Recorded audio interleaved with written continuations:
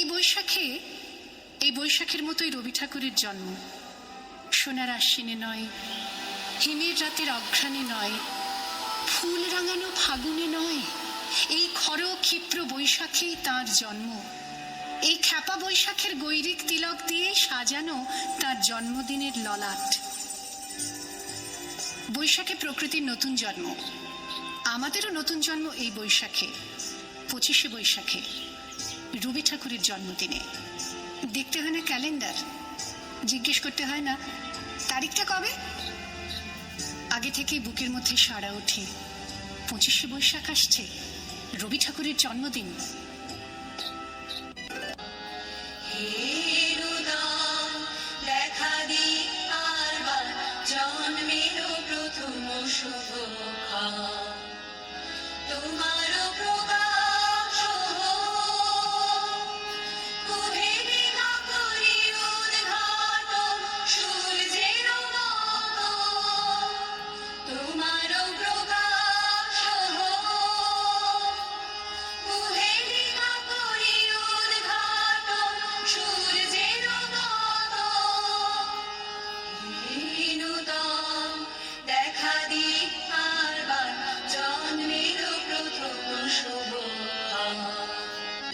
জন্মদিনের পরও জন্মদিন ফুরোয় না, রোজই তার জন্মদিন।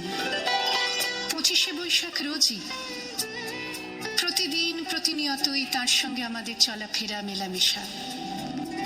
আমাদের হাতের লেখা রবি ঠাকুরের, কথা বলার ভাষা রবি ঠাকুরের, আমাদের প্রেমের চিঠিতে রবি ঠাকুর।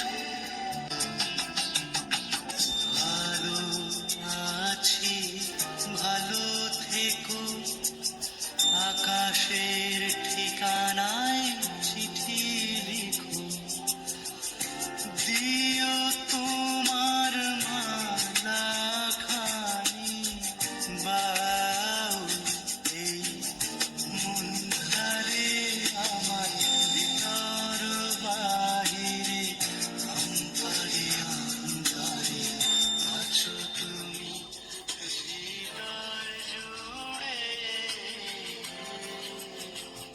আমাদের সংস্কৃতিকে মাটির কাছাকাছি এগিয়ে নিয়ে যাওয়ার সংকল্পে রবি ঠাকুর, আমাদের সভ্যতাকে দানবের হাত থেকে ছিনিয়ে নেওয়ার সংগ্রামে রবি ঠাকুর। আকাশে, মাটিতে, মনে এত যে বৃষ্টি পড়ে, তার ছন্দ রবি ঠাকুরের।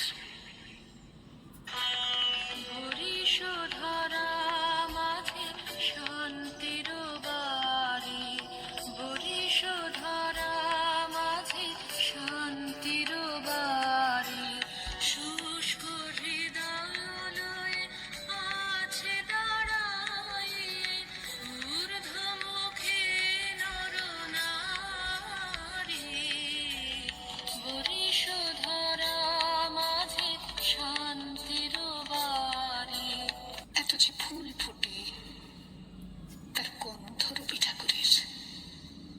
তাই প্রতিদিনই তার জন্ম, কোনো দিনই তার মৃত্যু নেই। কালের কালা পাহাড়ে সে কোনো দিন যদি ভারতবর্ষ থেকে সমস্ত ঠাকুরের পুজোর প্রদীপ নিভিয়ে দিয়ে যায়, তবু একটি ঠাকুরের বেদি চিরকাল থাকবে মাটির সঙ্গে।